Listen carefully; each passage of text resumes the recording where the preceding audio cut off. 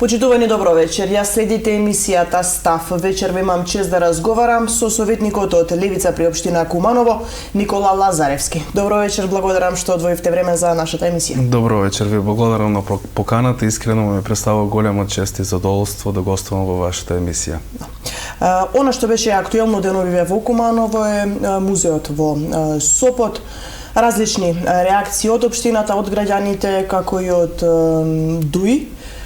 Какви беа вашите коментари, вашите гледишта? Општината излезе со информација дека станува збор за дивоградба. Така, видете, во, да речам, последните 10 години во Македонија, сведоци сме на ваква националистичка политика од страна на албанските политички партии, конкретно ДУИ. Имаме ситуации каде што отприлика од пред 10 години имаме споменик или некој спомен обележje во општина Рачиново, гледаме најави дека таму сакаат да формираат некој голем музеј на таа тема по повод нели за УЧК.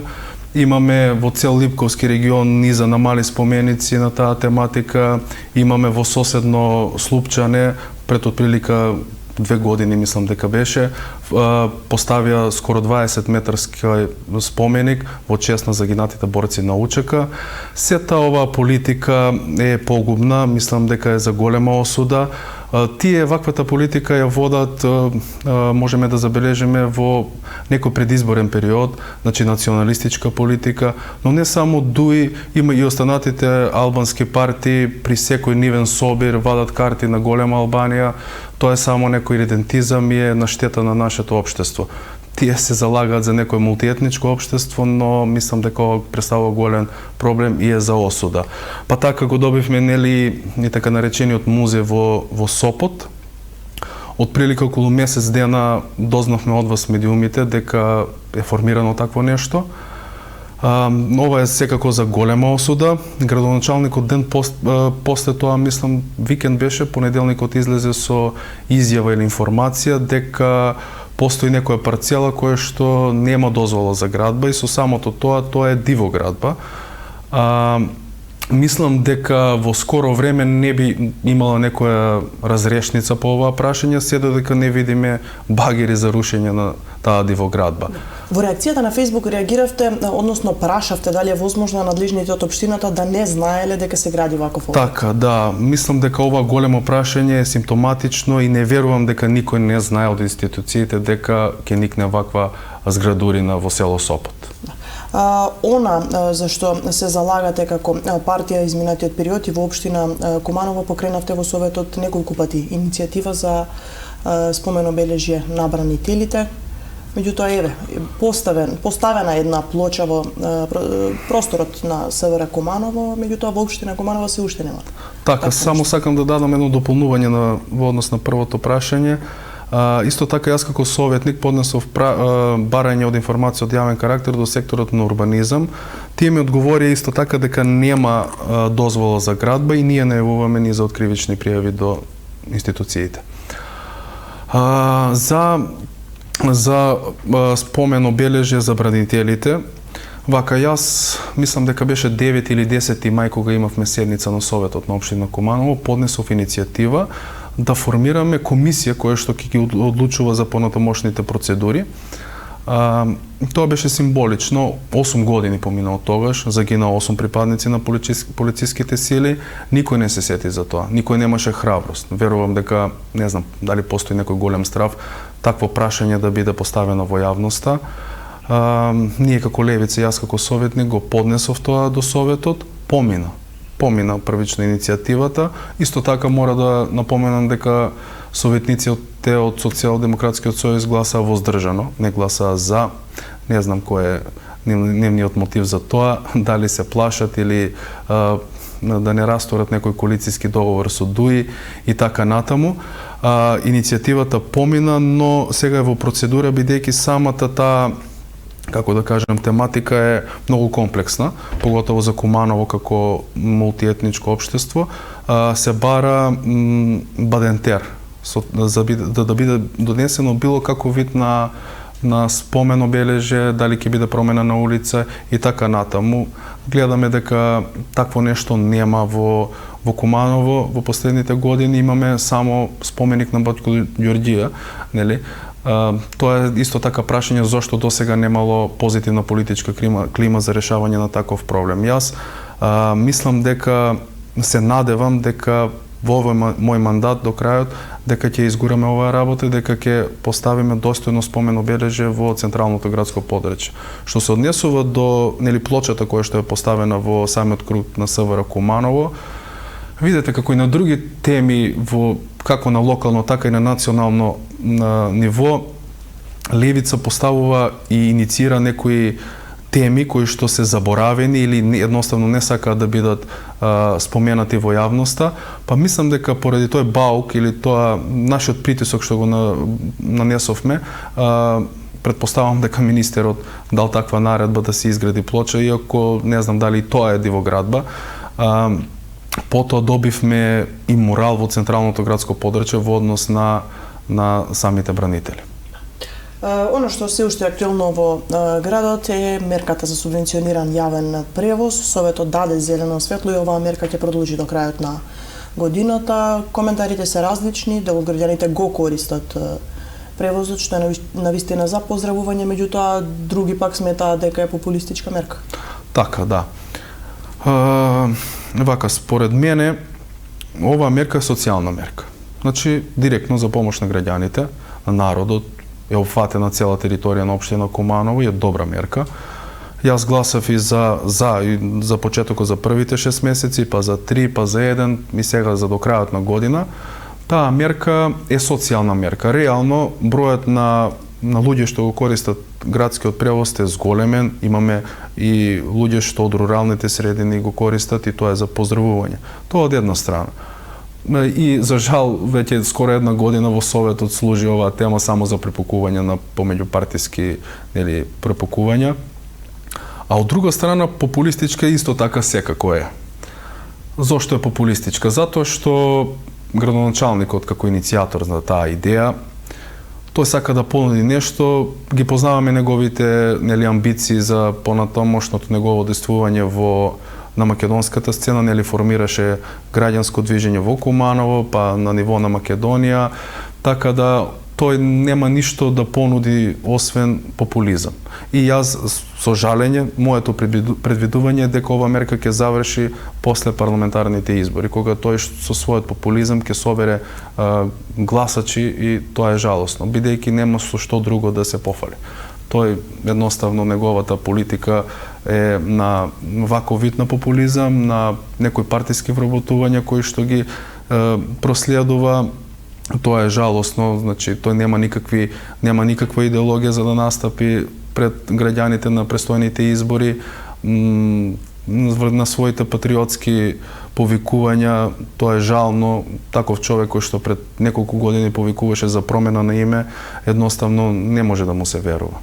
Кога сме кај јавниот превоз, имаше реакции од граѓаните во врска со самите линии, се споменуваше дека на одредени места автобусите не одат на време, дали доцна, дали воопшто во одреден период од денот не заминуваат, но имаше реакции дека дел од учениците не можат ниту да влезат во самите автобуси поради големиот интерес на повозрастните сограѓани. Точно, да. Мислам дека околу, не ме држите за збор, дали се 30, 27, 28 автобуски линии кои што гравитираат на територија на општина Куманово. 4-5 линии сигурно, за 4-5 линии сигурно и ние добиваме поплаки дека ненавремено се врши јавниот превоз и има и прескокнување. Значи, јавно апелирам јас до самите превозници да ги преиспитат тоа прашање, да обрнат поголемо внимание. Ги споменавте партиските вработувања во општина Куманово, се споменува непотизам, имаше и одредени огласи изминатиот период за унапредување. Дел од кумановци коментираа дека од возачи некои стигнале до инспектори. Ваше мислење, има ли вакво нешто во нашата општина? Секако дека има, видете, Куманово, општина Куманово и градот Куманово е пример за непотизам. Значи, најголема општина во Македонија, непотизмот е највеќе застапен во Куманово. 30 години има владење на една политичка гарнитура, непотизам со цели роднински врски, фамилии, семејства, дали во самата општинска администрација, дали во јавните претпријатија.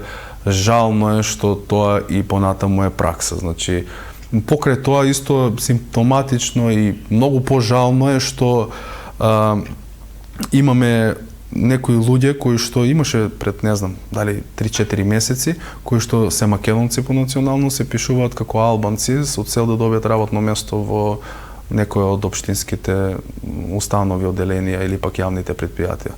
Огромно жалење за тоа. Зошто според вас е сето ова? Дали навистина граѓаните се засегнати за вработување или пак голем број дел од нив навистина сакаат да бидат дел од јавната администрација? Па искрено според мене Куманово пред добри 20 години бил индустријски град, благодарение на непопуларната приватизација, многу народ останал без работа. Единствена опција или како да кажам, перспектива ја гледат преку запослување или вработување во државни.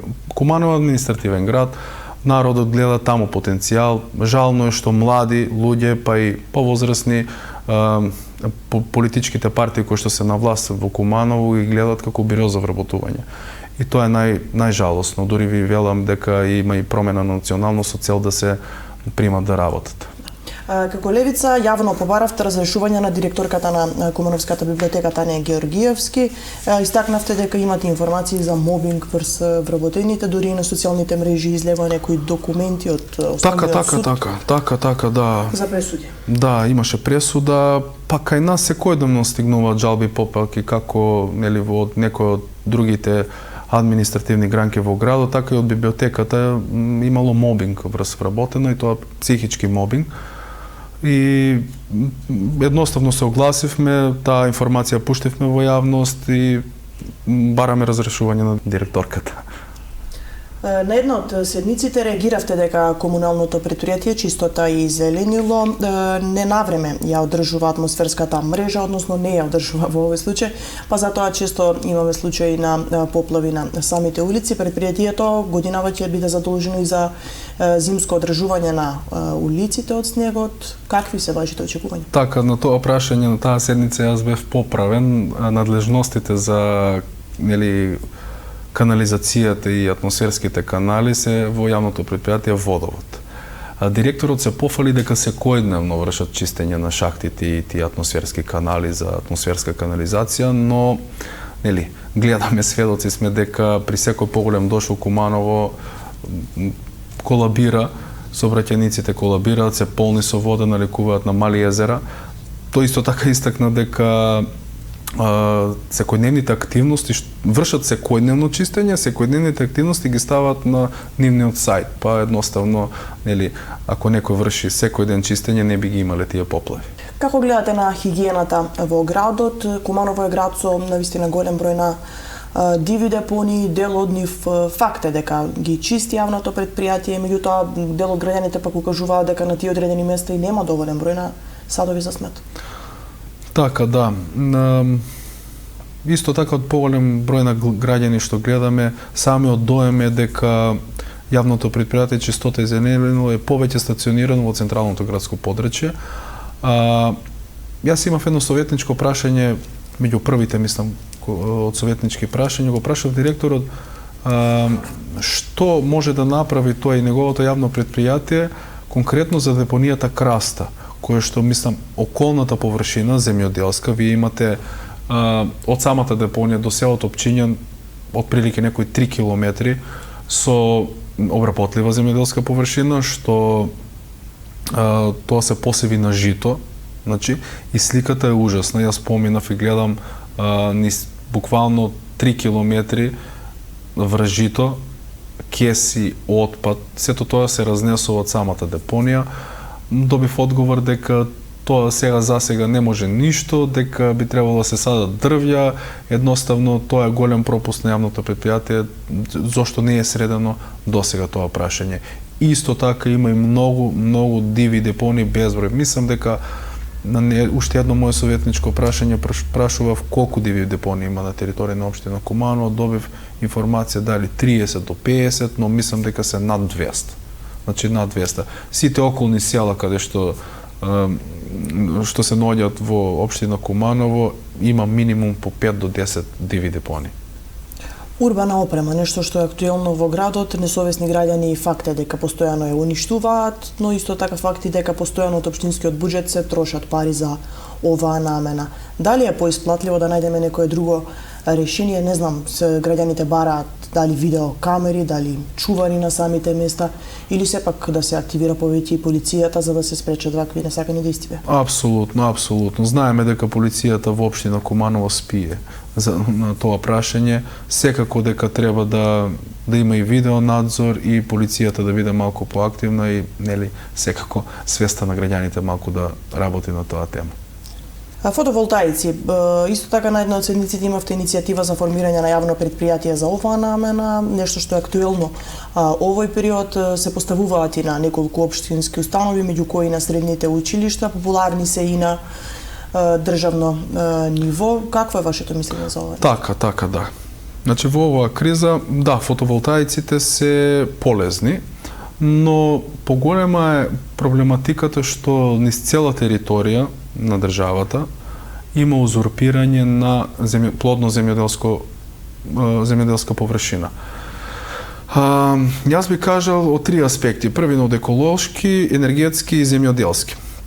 Имаме ситуација каде што некои инвеститори откупуваат плодно земјоделско земјиште, го преименуваат од трета или четврта класа што е обработлива и го преименуваат во пета и шеста, сметајќи на тоа алудираат дека таа класа на земјоделска површина е необработлива и затоа ги купуваат, што не мора да значи. Значи, тоа е голем проблем. Од друга страна, кога од еколошки аспект во државава ние немаме, како да кажам, дали предпријатие, дали некој друг орган или, како да кажам, компанија, фирма, која што би вршила рециклирање на тие, пошто рокот на трајање на еден фотоволтаик е отприлика од 20 до 25 години. Што понатаму? Значи, тоа е некој многу штетен отпад и со самото поставување во земја има голема, значи, жално е тоа што самата почва ќе трпи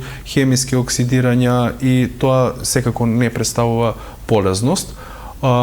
Тоа е од областа на екологијата. За енергетиката, да, полезно е поставување на фотоволтаици, но на некои одредени површини, например на планини, каде што немате, на карпи, каде што немате земјоделска површина, каде што примерно на Кривола, каде што имате песокливо земјиште, на таква локација. Имено Левица во својата програма за енергетика нуди такво решение, значи ќе бидат поставени фотоволтаици токму на такви простори во државата и секое домакинство може да инвестира во таков фотоволтаик и својата електрична енергија да се ја добива на домашна адреса без да се узурпираат земјоделска површина. Што се однесува до мојата иницијатива која што беше поднесена, тоа беше иницијатива да се првин да се изработи физибилити студија, па за да се формира јавно предпријатие кое што не би било големо, не би требало да има повеќе од 5 до 10 вработени и полезноста од ова е што самото предпријатие ќе стопанисува со таа електрична енергија и ќе е јавно. Пример, на сите општински згради што ги има во Куманово, на своите кровови самите фотоволтаици да бидат поставени и таа електрична енергија да се користи токму за тие објекти. Пример, да поставиме фотоволтаици на самата општинска зграда да користи струја самата општина. Тоа ни беше идејата. Ни помине и таа иницијатива, се надеваме до некои развршници за тоа тематика. Да. Сообраќајот секогаш актуелна тема во Куманово. Градоначалникот најавуваше нулта толеранција за непрописно паркирани возила, беше најавувано и проширување на зоната Б, катни гаражи и слично. Решен ли е сообраќајниот хаос во Куманово? Па, никако не е решен. За сега гледаме дека нели во самото централно градско подрачје имаме околу 500 паркинг места, во градот Куманово гравитираат до 30.000 регистрирани возила. Огромен проблем е тоа. Не знам, кога станува збор за самата ПАЕК служба која што ги собира нели непрописно паркираните возила, морам да истакнам и дека се гледа селективно користење на таа услуга, имено самата ПАЕК служба не собира на еден дел од градот. И јас имав една ситуација и случка каде што на еден мој близок пријател возилото му го крена ПАЕКот и го однесов да ја земе колата и го прашуваме зошто не собирате пример кај пазар, кај болница, значи немаат одговор, едноставно селективност при тоа. Паркинг, мислам дека без оно што најавија доле кај зградиве што се на Октомвриска, тоа не е решение. Значи треба да има некои катни гаражи од страна, од нели ван централното градско подрачје, за да тоа би било решено до некаде. Долгогодишен проблем во градот и недостигот на градинки, тие беа ветувања, меѓутоа се уште. Така, само празни ветувања, препукувања, дали локалната самоуправа да гради, градоначалникот ветуваше, не почна ниту една градинка, од страна на Министерството исто така немаме, имаше некои препукувања за места во градинките, за веќе постоечките места, каде што има недоволен број на места за деца кои што треба да посетуваат градинки и таму имаме некако вид на непотизам. Луѓето најчесто се снаоѓаат што преку блиски се трудат да запишат дете во градинка, да го става таму, но има исто така голем проблем е што во самите градинки има вака на лист се пополнети местата, но вака фактички не. Значи, некој само го запише своето дете, но не го носи таму. Имаше обиди домот на пионери да се предаде всушност на општината, па во тој простор да се отвори детска градинка, Министерството тоа не го дозволи. Над цели е политиката сепак, а не граѓанскиот интерес. Така, после изгледа само и тоа го гледаме, препукувања, само политички препукувања. Луѓето и граѓаните се на последно место моментално во оваа гарнитура политичка во Куманово, за жал. На седница на советнички прашавте и дали е планирано некролозите да се поставуваат на одредена локација. Една навистина грда слика што може да забележам дека е ретка во останатите градови.